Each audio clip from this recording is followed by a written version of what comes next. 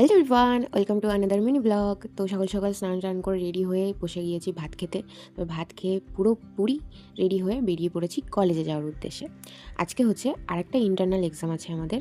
তো কলেজে পৌঁছেও গিয়েছি। আর দুটো কাজ আছে আজকে, একটা ইন্টারনাল এক্সাম আর একটা ওই কয়দিন আগে সাইবার ক্যাফেতে গিয়ে যে পেমেন্টটা করেছিলাম সেটা ডকুমেন্টস জমা, মানে ইন্টার্নশিপের পেমেন্টে যে করেছি তার ডকুমেন্টস জমা দিতে হবে। তো তার জন্য তো বড় একটা লাইন। কে নাকি গসিপ করছে? বর্ণালী কাকে নিয়ে গসিপ চলছে?